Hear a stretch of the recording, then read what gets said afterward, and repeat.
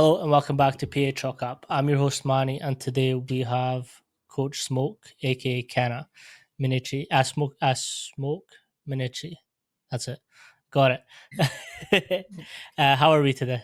Oh, we're doing great. Yep. How are you? I'm good. We've also been speaking in the lobby a little bit, and Yeah. we almost started talking about the whole podcast. But if you just let us know who you are, what you do, and how you got to where you are.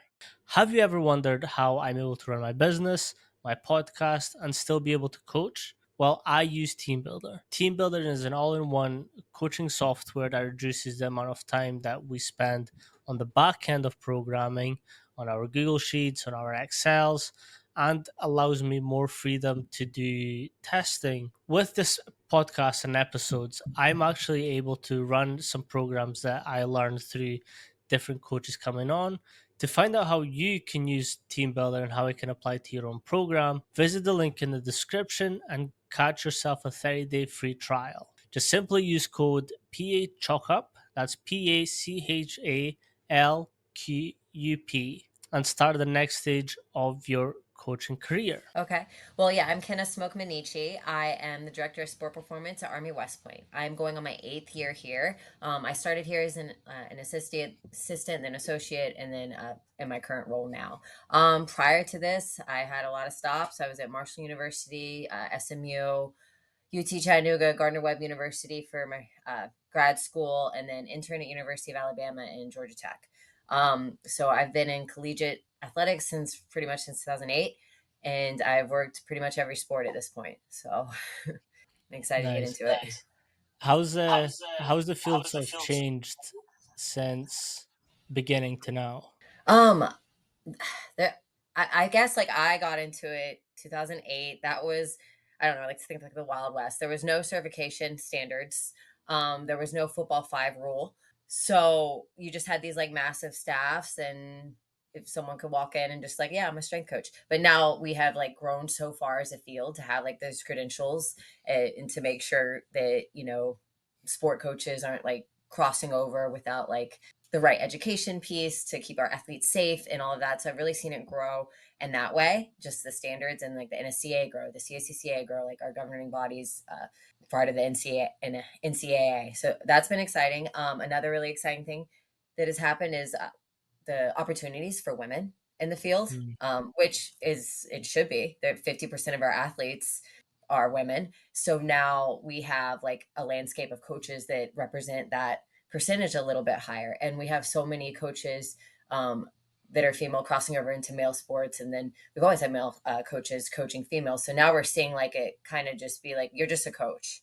And I love Mhm. seeing that because I've had baseball my whole time here for like 8 years. And what, it's cool to see like now when I introduce myself as the baseball strength coach, like no one's like looking at me like I got it wrong or you meant softball. Like we're getting less and less of that, and we're getting further away from that narrative, and so that's very exciting. Yeah.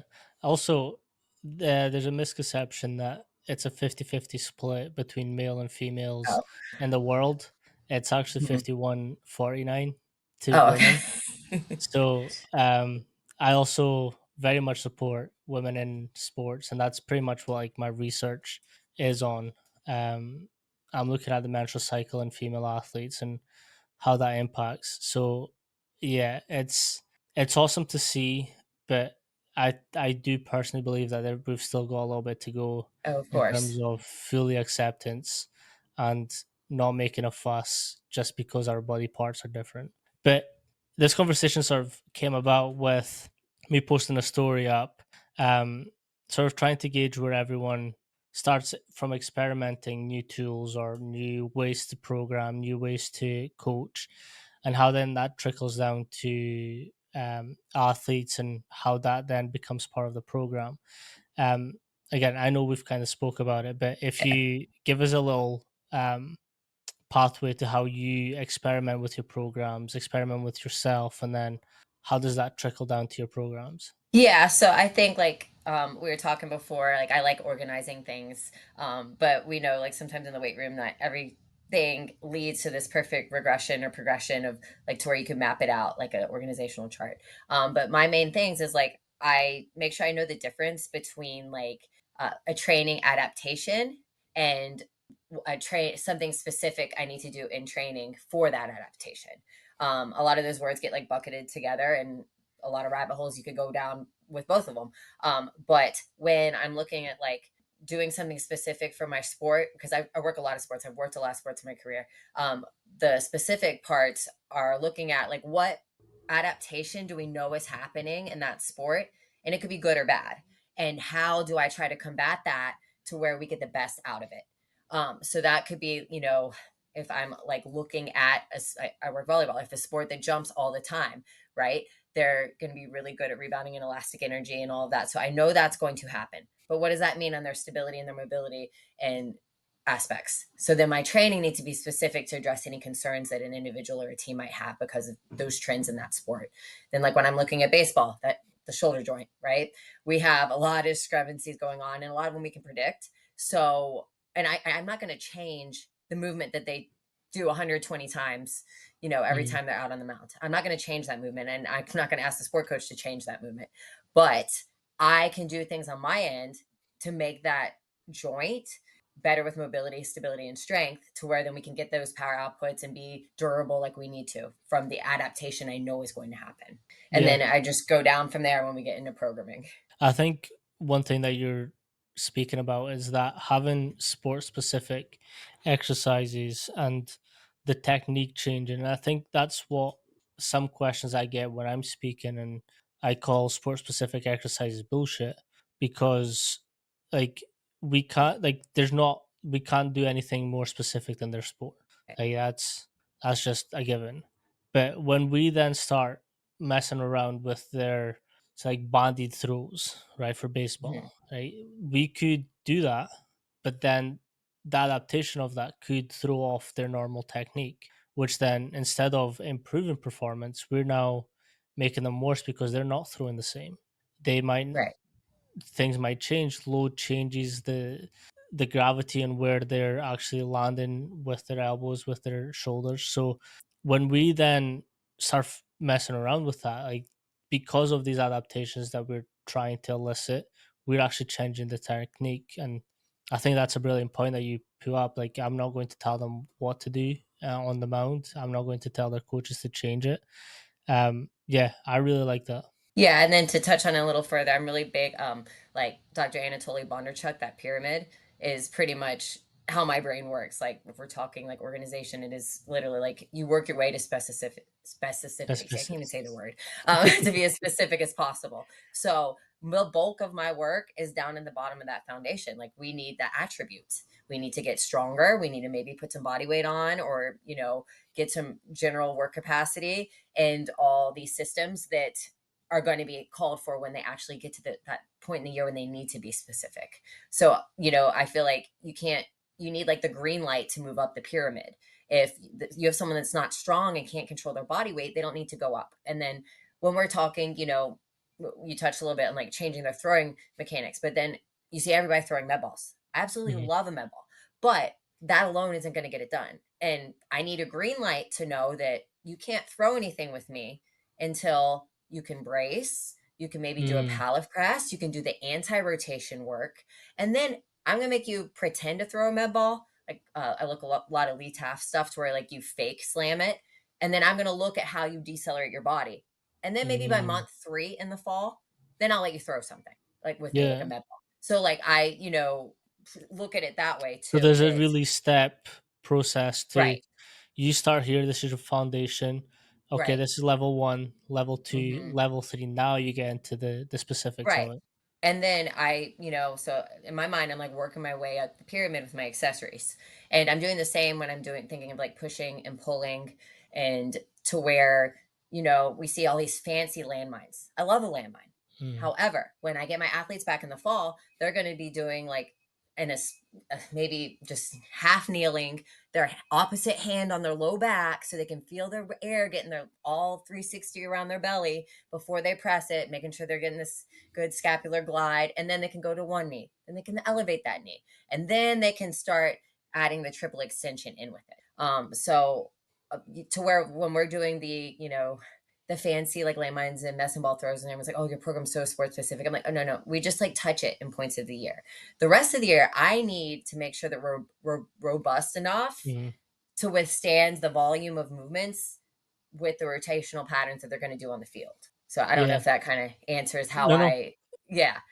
it does because so I've been speaking a lot with coaches about like where do we start with general preparation, so GPP, and then where do we go? Like, what's the scale from there on? Because like it's not good enough to just generally prepare your athletes. Like, yeah, what does that mean? Is it just a squat? Can they squat? Can they bench? Can they row? Like it's very basic movement, but then we also need them to become more explosive, more conditioned athletes. And where does that all fit in with like? And it's exactly what you're saying. And I really like the example that you gave. Is like you start here, so that's your general preparation. Then you go one step up, and that's like okay, now you're moving on to more of progression from some of the basic exercises. Okay, so maybe we're now doing floor press or maybe some sort of push press actions. Then the next stage is okay, like now we're doing a split push jerk or a split Hmm. push press, Right. and then we end up doing like a full clean or whatever. So I really like that. It's finding the proper progression for athleticism as opposed to okay, let me make it sport specific exercises. Hmm. And then I'll even, so if we're talking like a calendar year, to where the preseasons when they're looking the most sports specific in the weight room. Some people keep it sports specific all throughout the duration of their season, but that could be 4 or 5 months. And to me, that's too long because they're, acquiring those reps at practice every single day. If you've been practicing 3, 4 months and then playing for baseball 5 games a week for 15 weeks straight, then like that's a lot of like rotation. So what I start doing is once we hit conference, I start scaling back my specificity and my exercise selection, and to where, maybe we were doing the explosive landmine with triple extension.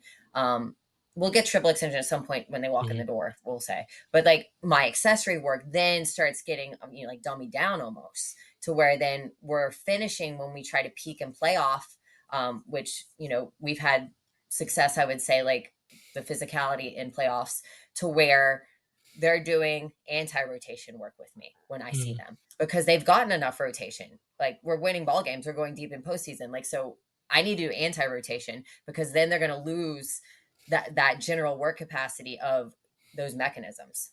So this is a great um, area, and I know you've got rotational sports, Yeah. so inherently there's a lot of asymmetry with them because they're going from one side and they're just continuous reps from that Hmm. side. How much emphasis are you putting on balancing them out, and what's like a comfortable asymmetry ratio for you? Right. So when we're doing a lot of our work throughout the calendar year, I usually tell them to start, like let's say we have a split stance something. Usually say start your set on your non-dominant side. Mm, So then you're neurologically a little bit fresher and you have a little bit better quality reps to where then like, you finish the second leg on, your stronger, more dominant leg. To where then at least I know that like their core and their infrastructure is getting better quality work on the side that doesn't see it day to day. And then, there are certain points where I might be like, okay, well, add 2 reps on your non throwing arm because you can, or maybe add an eccentric on, either your throwing side or your non throwing side, just kind of depending on the point in the year. So I play around with like the tempo and then how you're starting, if you're like mm. neurologically fresh or not, because that does make a big difference. You can't tell me that if, especially with everyone's doing like these heavy eccentric step back lunges, great. But you can't tell me that like if you're really taxing that nervous system that it's equal which side you start with first, which side you finish with. Mm. So I Yeah, try to because play around with that. how's when did you like start messing around with having non-dominant first and then going into that? Um, well, I mean, if we get back into my background, I played sports all through high school, had a back surgery. I got into bodybuilding, uh, like my Nice.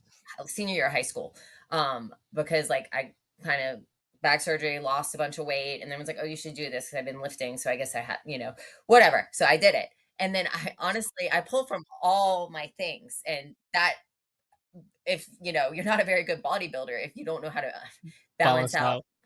asymmetries. It might be for the aesthetic look, but like muscle's muscle, Hmm. or you can tell if like one side's better than the other, and whatever your better is for that sport, you can figure it out.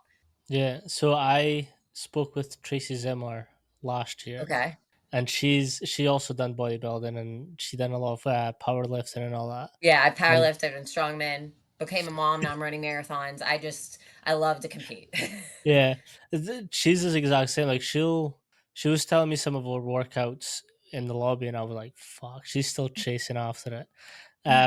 But like, what's an interesting thing with that is, and it kind of goes back to my original question: is the experimenting with programs. Hmm. Because you've been a bodybuilder, because you've done Right. powerlifting, because you've done Olympic weightlifting, because you've done this whole host of um, really hard shit, you look at programming and what actually constitutes a balanced program differently than most athletic coaches in general, right? I mean, I definitely, I guess it was like when I was in high school, the worst thing I had to start coaching earlier and I couldn't play my sports. But in turn, it's made me such a better coach because I have literally experienced the extremes Hmm. of all strength based sports out there to where then I can scale it back for what my athlete needs.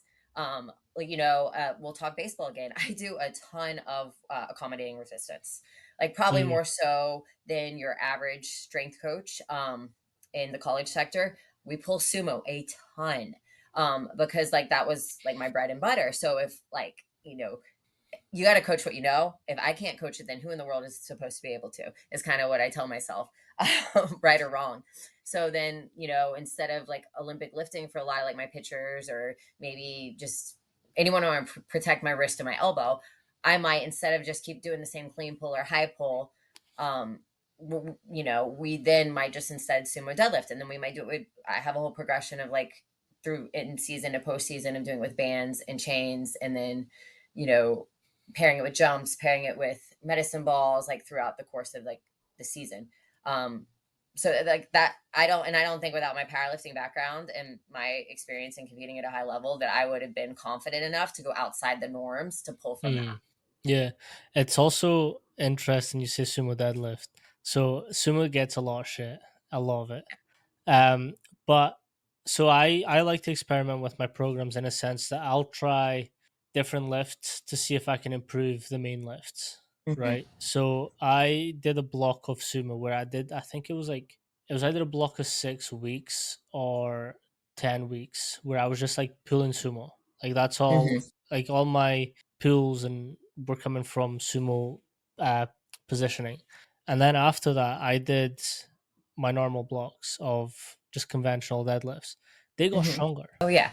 Like just because you're not doing it doesn't mean that Hmm. you're not. Again, I always look at stabilizer muscles and everything else that goes on around the big muscles and how we can strengthen those up to mitigate most of the what happens Right. from sport. So although sumo gets a lot of shit, like I firmly believe that you can build solid strength based on that. Right. And then another, like I love it because if you look at the positioning, you have to externally rotate your femurs.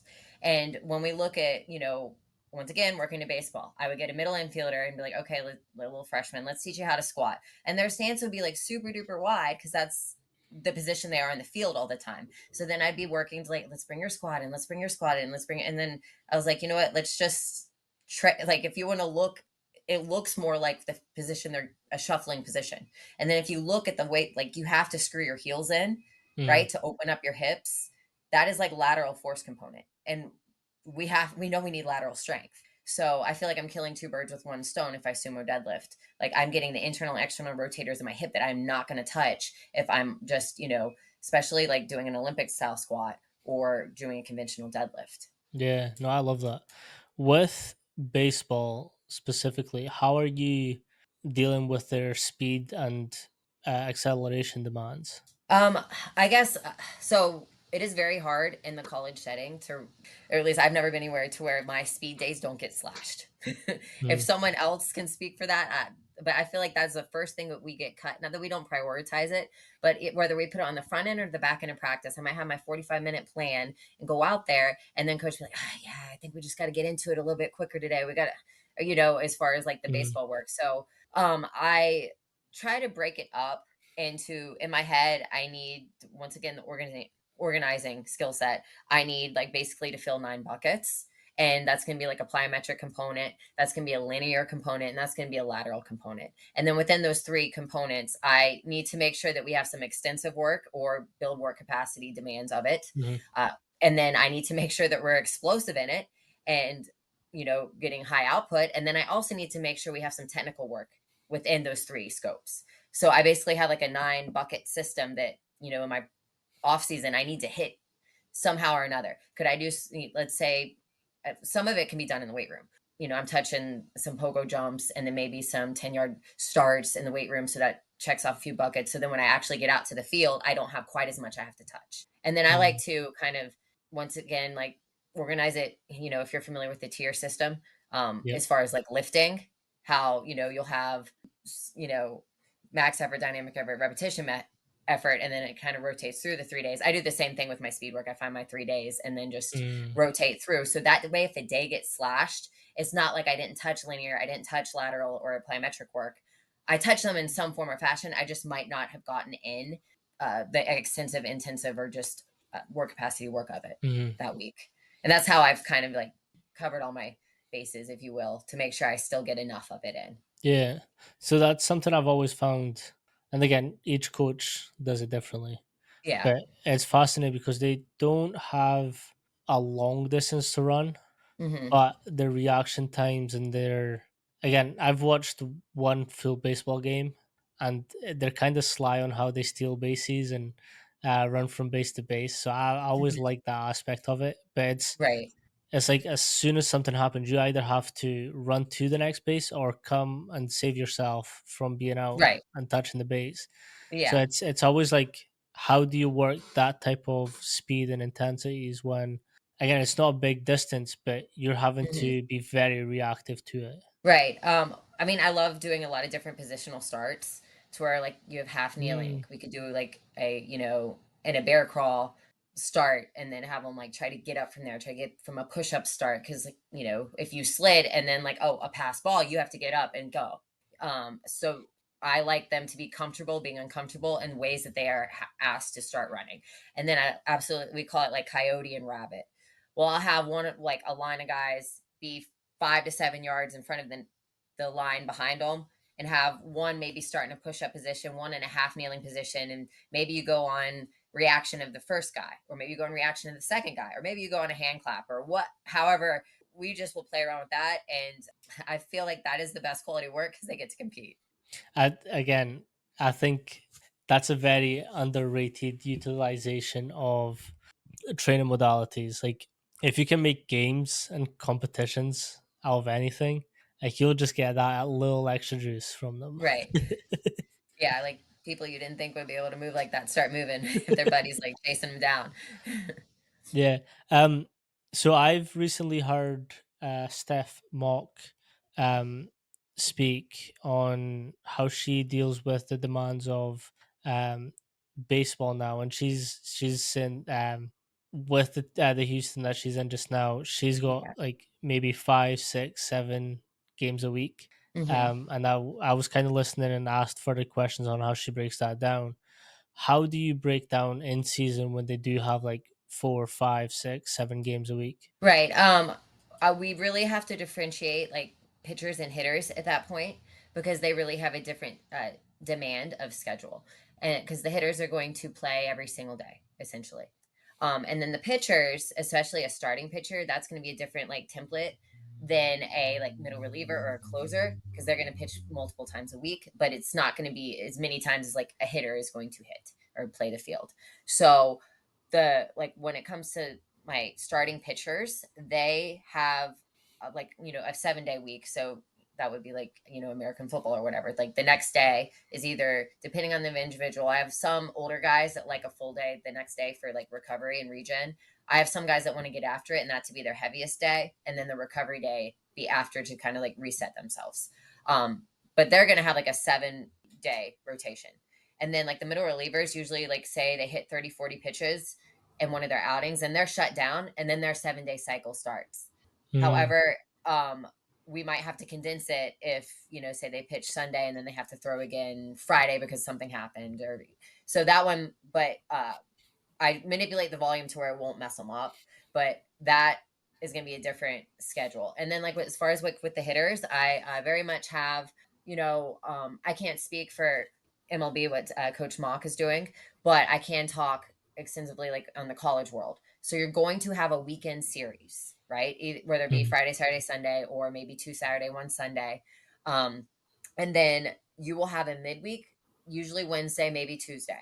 And so then what that looks like is everyone plays through the weekend. And then on Monday, I usually have my heaviest day. And that's going to look different for the individuals. The outfield, sometimes their legs, they just covered too much ground because those are usually the quickest guys on the base path as well. mhm, So theirs might be modified a little bit. Maybe they come in and get their heaviest day on Tuesday. But regardless, I try to get their heaviest day closest to when they just stop playing that long, extensive series. And then that middle week, not it's just work. Not that it matters, but we play through it. So I don't care if they're still tired from that Monday, Tuesday stimulus with me. That is my maximal strength stimulus. Does that mean that mm, we're maxing? Absolutely not. But that is going to be the heaviest load that they will touch that week. And then when I see them again, usually Thursday, sometimes Friday, it's going to be more of a dynamic effort based. And we're going to, usually that's when we do some type of pull from the floor with a speed intent. And then the rest is going to be like, make sure that they get a push, a pull, a hamstring to make sure the body feels good, everything in a line, good to go for that next weekend series. And so that's kind of how I set it up so that the middle stuff doesn't matter. That's for, because those aren't conference games in the college world. yeah. No, it's always interesting when the work capacity is so high. Yeah. When you are in preseason or just off season, how do you build their workload and their capacities so that they can keep up with that demand during in season? I mean, I just have to know the amount of volume that they're going to need. I always like when I do make them run, or they think that they're doing a lot of volume. They're like, oh, but I just have to hit it hard once. I'm like, yeah, but you're still on your feet for 7 hours. Like Mm, that's what people don't realize. The actual grind of baseball is like, okay, get to the field. No, you don't warm up an hour before. You warm up like maybe 2+ hours before, and then you're in the cage or you're throwing your arm. So there's like and then finally the game starts, which could be anywhere from like 2 to 3.5 hours. So the time on your feet is still a lot of accumulation. So I have to make sure that I have to account for that in our training, that it's not just going to be like all power based. it's baseball's a unique sport. Like I've not obviously had to coach it. I'm in Europe, um, but it's again, especially the rotational stuff that goes into it. I'm always fascinated on the different techniques that the players themselves use to throw a hit. Um, but then, like, how do we prepare them so it's not as damaging as rotational work can be? Because again, Yeah. it's smaller muscles. It's muscles that shouldn't be under that amount of explosive repetition. So it's yeah, I love seeing all that stuff. How do you sort of prepare them for the rotational stuff? Like we touched earlier Yeah. in the beginning, like I work up the pyramid of like Dr. Anatoly Bondarchuk, to where in the beginning we are doing a lot of stability work, a lot of anti-rotation work. We are making sure we know how to brace, because if they don't have that down, you know, it doesn't matter if like we aren't doing crazy rotational stuff in the weight room. If you don't know how to brace and decelerate your body, even in like something like a squat, it's going to show itself down the line. Because all that the rotational work that they will do when they get into playing is going to be a ton of stress on their low back and on their hips. So I have to make sure that they're just doing even, the sagittal plane work correctly. What's something that you're kind of experimenting with now that you're trying to check if that goes into the program or not? Um, I guess like I feel like it's buzzy right now with everyone, but playing more around with like the different tempos and Mm. isometrics and eccentrics and all of that. So more like triphasic type training. Yeah, but not the exact template Hmm. of Yeah. 2 weeks, 2 weeks, 2 weeks. Just more like how can I get better utilization out of my power if I do work a little bit more on isometrics and eccentrics. Mm. Which is not that we haven't done, but I don't know, that might be something to play with. And then, I'm also always looking how to, like, maximize what the obviously, the barbell is king. If you want, a neurological adaptation, you want size on somebody, you want strength, that is the quickest way to get from point A to point B. But then being more open and, like, holistic in how I load people to where that might not maybe, an older athlete, they just touch a few sets of squat, and then we put them on the leg press to get more of Mm. that just general work capacity, keep their size, whatever you want afterward in the off season. Because maybe that 22-year-old senior doesn't need 50 reps of squat or 5 by 10 in the off season. Maybe they need maybe just hit a couple sets, change the volume, and then hit something else accessory wise. Mm. So I like to play around with that. Yeah. So with your collegiate experience where you have been at some like high level D1 schools to now West Point where it's army based after their career is over, what's Mhm. some of the differences within the people that come through the program that perhaps weren't present during like a normal Division 1 school? Right. People don't realize it, but the education at West Point is like Ivy League level. So you have very smart individuals and they're high achievers. They are type A. They wanted to be the best at everything they do.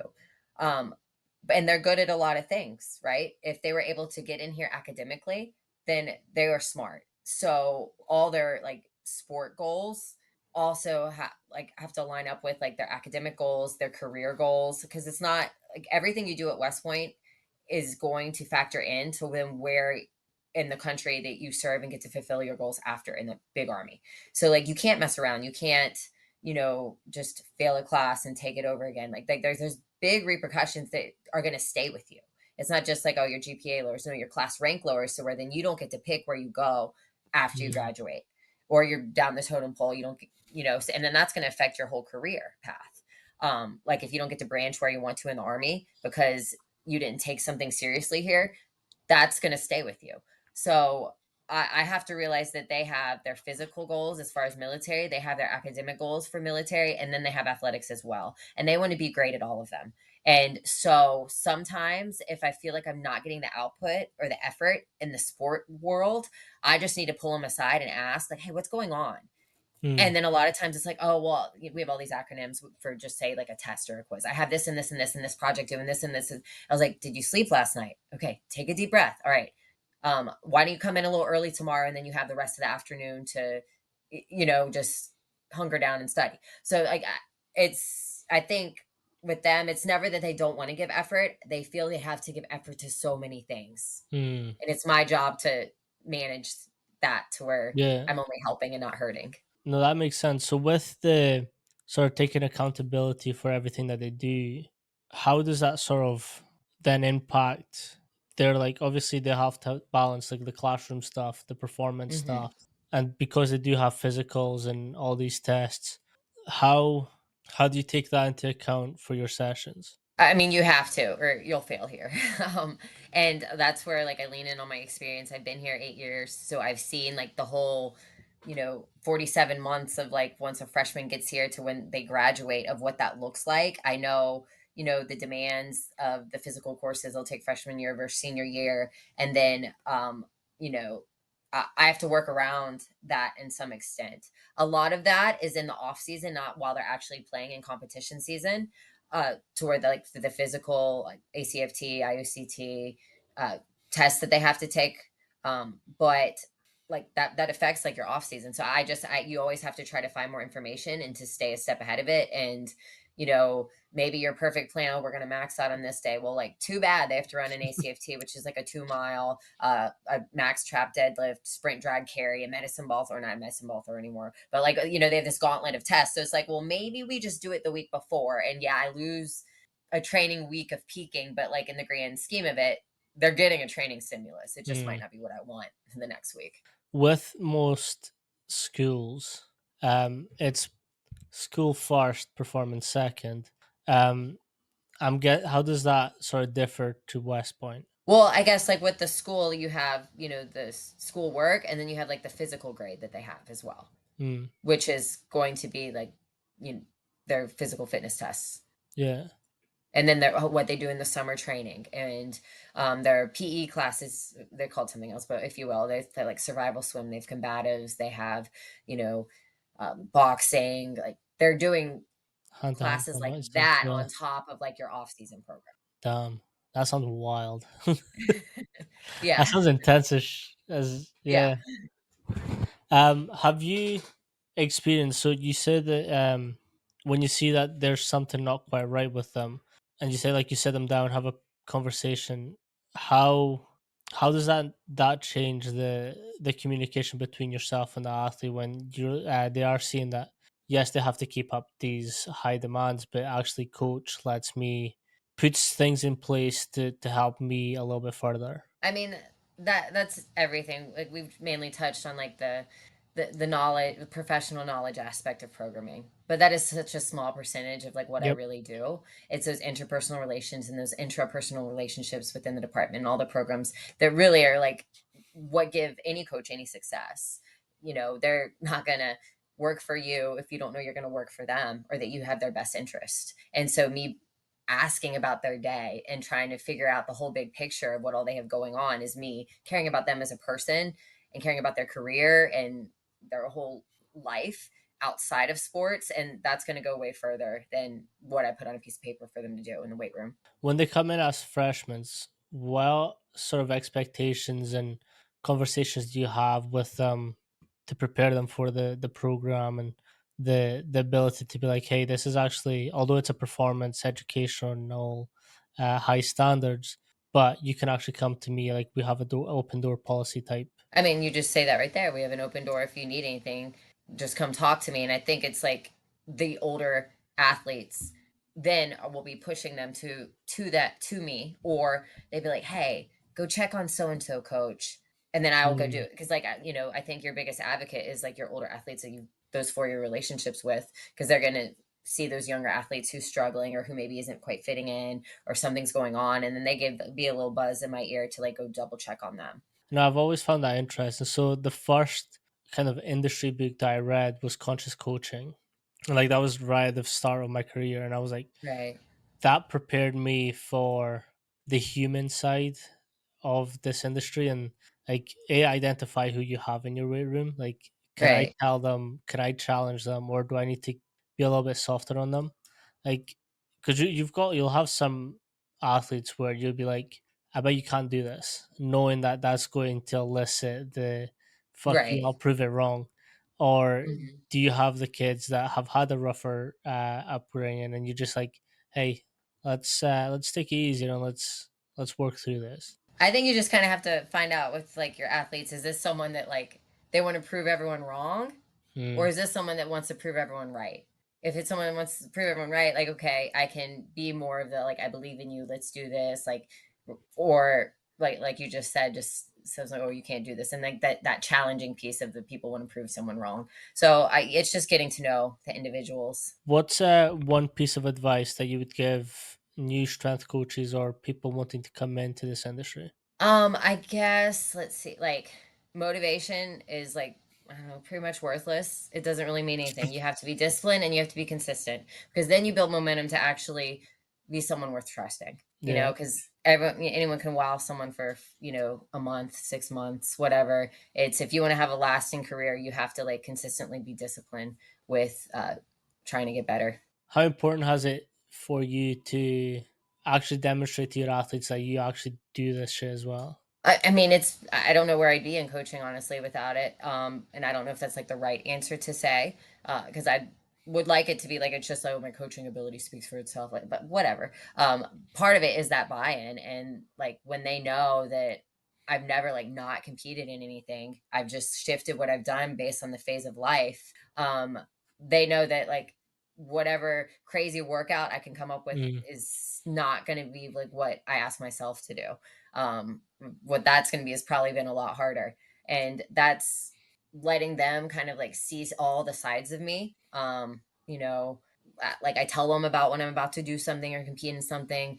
We're not even like competing. Like, I literally like both my pregnancies, I coached up and I went into labor like at the end of a lift group, and like they saw those human pieces of me, and they're like, "Oh my gosh, she's yelling at us so much right now, and she's like about to pop." Um, so they know that wasn't comfortable. So when I asked them to sit a little lower on a squat, like I think I get a little buy-in. yeah. um, so Um, it's just like the relationship piece of, but that is part of it. Like them knowing that, like, oh, she walks the walk, she talks the talk. I don't just talk about it; I'm all about it. And mm, yeah, they find that out in like 5 seconds. Because if they ever come in for extra work, I'm like working out. I might have a couple kids running around with me, but like I'm working out. yeah. No, that's sick. So I also love talking about like anything that program I've done. Like Hmm. so it kind of gives me, and it's not just the thing of I know what it does, but like I also know when I need to motivate or be there for the athlete. Right. Like if we've got some high intense um like capacity building work, like 10, 10, 12, so 10 seconds on, 10 seconds off, Hmm. 12 times, 4 minutes of work, nothing. But when you're doing it at that high intensity, you're going to start hitting everyone and everything. So like I need to Yeah. know like when that starts happening, I need to step Right. in. Yeah, and then part of it is like when you like if you have that experience, don't be quiet about it. Like when you make them like go through something, start yelling out like, "Oh, I bet it sucks right now. I bet you're feeling this in your low back and you didn't even think it was going to hit right there." Like, just start, and then they'll be like, "Wait, how'd she know that?" Like, "Oh, she's probably done like, like so just keep reinforcing that you know exactly what suck they're feeling right then and there. Hmm. No, Or, sorry. I love saying like, "Okay, like, let's think of something it doesn't hurt," and just be like, "Hey, Jimmy, does your eyelash hurt right now?" Like, or, "Joe, how's your toenail?" Like, just like I was like that, and then I'm always like, that's what I tell myself when I'm like, about to die. Yeah. So it's distraction techniques. I like it. Yeah. Yeah. I never thought about that. So yeah, And then that's they're just naming interesting. body parts and getting through whatever, and we're all laughing at the end. Nice. Or puking. Yeah, yeah. There's an element of that. And to Yeah. be fair, I've like for the amount of athletes I've seen puke, like you never know how they're going to handle that because it could be like, oh fuck, I just puked, Yeah. or like. So I think we were when I was at university, we were doing a study. I wasn't doing the study, but I was just like shadowing, and it was as incremental. It was either incremental test or no, I think it was 20 seconds on, 10 seconds off, or the other way. It was some Mhm. ratio. Um, and one athlete finished the test. I looked away. I looked back. He was no longer there. Like it was like astonishing. Like I've never seen that person move as quick as I said. But then I was like, "Where did you go?" It was like I was just sick outside. I was like, "Oh, did you eat before this?" She's like, "Yep." I was like, "Fuck." Yeah. I mean, Um, it's never your goal for someone to throw up, no, but yeah, of I course. mean, like you said, it could come down to nutrition piece. It could come down to like dehydration, sleep, what, who knows? Or maybe they're just sick and they Mhm. try to show up anyways. Like, so it's never the goal.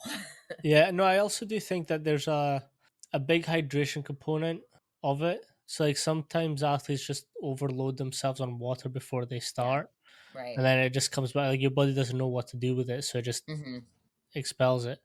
Yeah. Um, I have although been experimenting with like so letting them drink as much, but having perhaps a little bit more electrolytes in there, so that they Hmm. can actually utilize the the water element of it. Right. It doesn't seem to happen as much, Hmm. but it's yeah, it's interesting. Yeah.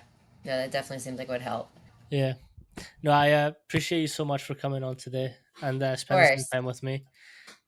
If you can let people know where they can sort of get in contact with you or ask any further questions. Yeah, like I'm on social media, like I have Instagram, Facebook, but I don't do that one as much. But we'll just say Instagram, and then that I have my personal page, and then we have Army WP underscore sport performance or strength performance is our staff page. So we put like that's going to have a lot of the training stuff that we do here, and yeah, so those are like pretty much the main outlets. I'm not on Twitter, I'm not on X or just mainly Instagram, and I'm not that savvy at it. So yeah, No, I'm the same. I'm not on X or any other. right. Like, I'm not even on Facebook all that much. Um, I hate social media, but I kind of have to do it. It's Mhm. Yeah. the space I've chosen to be in. Right. No, perfect. Appreciate you so much for coming on today. All right, thank you. Peace.